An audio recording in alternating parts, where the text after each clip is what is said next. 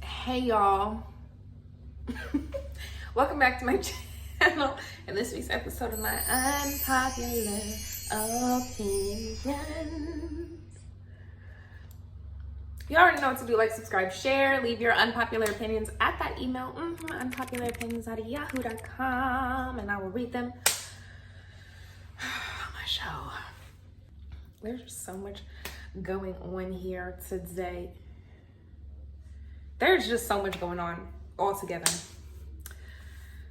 It don't matter though. Let's get into it. Let's get into this video. Okay, I saw this whole modesty in the gym, modest gym wear. I mean, I get it, but you're at the gym. Why is what a man thinks even a factor? It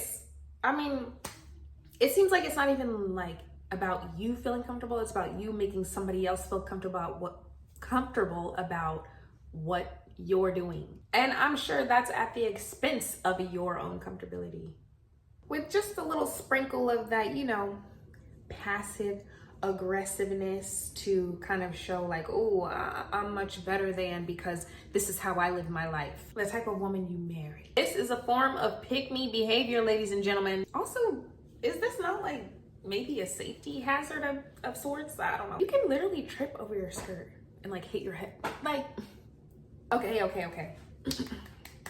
Found this person's social media and posts and everything, and saw this post in particular. This poses as something universal, making it an every woman does this type of thing. And this is all based on observations and maybe traumatic experiences from one person in their perspective. That's number one. Okay.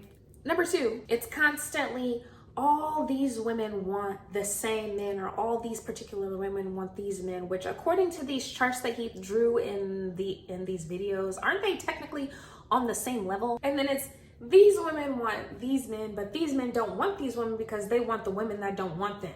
So wouldn't you kind of be saying that all men want the same women too? And according to these comments, lots of women hating, they're saying exactly, you shouldn't get with who you like. You should get with who likes you, because you are dismantling our society and contributing to that toxic femininity. And thinking that you should get what you deserve is just so outlandish and far-fetched. On the other hand, I do agree with the way to dismantle a society is to enforce hypersexuality, and we are absolutely meant to be monogamous. So the whole, I don't believe men are meant to be with one woman narrative can die, because that is rooted in misogyny and hypersexuality. I'm really actually just sick of having this conversation. Men are supposed to do this, men are supposed to, you guys aren't so. Okay, can we stop with the YN? I'm sick of the YNs. Stop calling them YNs. Y'all see a group of 3 black boys and want to YN them to death. I get that's the trend, that's the lingo now, but really it's a stigma at this point, and essentially putting a curse on our black boys and young black men. Please stop feeding into that altogether, because their young minds are very impressionable and they think that's what they should be. They think that's what they should be doing. Like, the cycle continues, please. That KFC commercial is giving, there's human meat in our chicken. Yeah, I agree.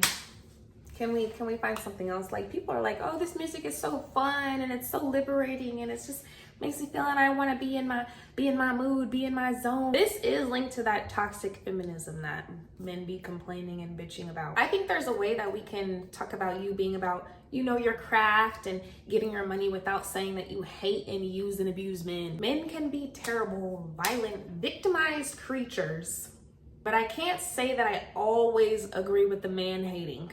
And I really don't think, no matter how tough the exterior, a lot of you women don't either. Also, y'all are loving DOECHII. Great, she's great. But she, just like Sexy Red, is very much giving me plant vibes. It's giving strategically placed to continue a narrative, or, keep people stuck with their energy harvested and their mental health consistently on the decline. And I'm not saying, before y'all throw up, that she isn't talented or doesn't have, interesting, whatever. Okay, not them saying that having a big butt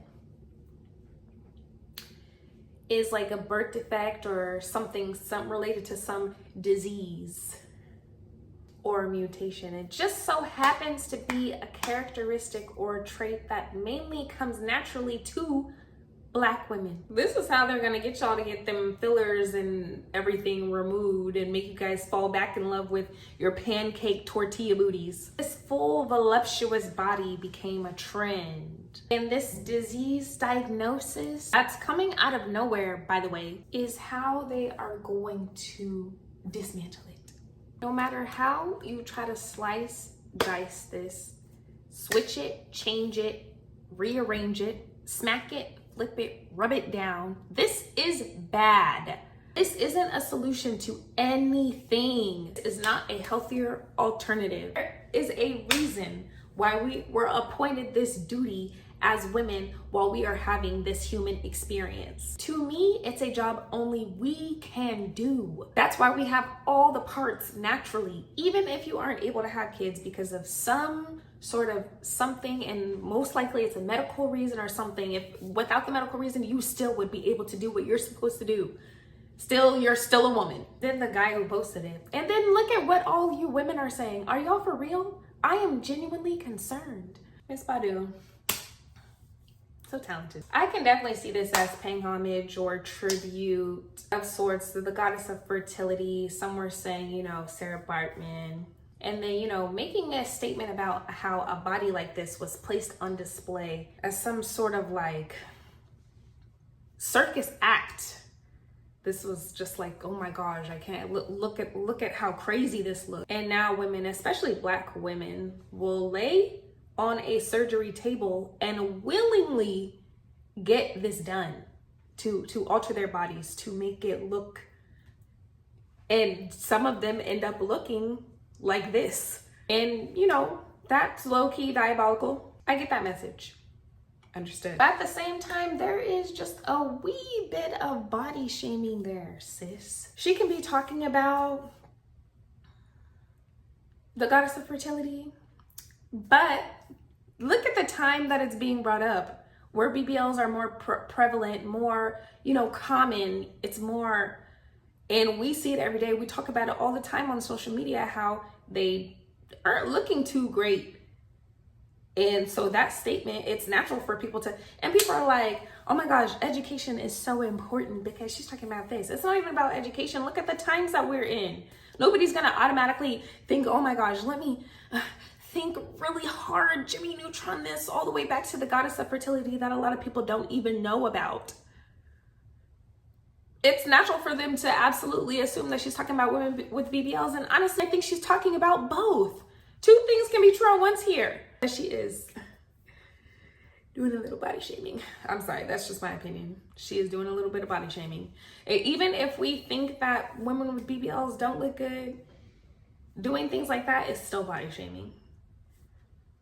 Come on. That's just like when girls who are on the bigger side, larger side, you know, the extra large and double XLs have something to say about women who are skinny. You're body shaming.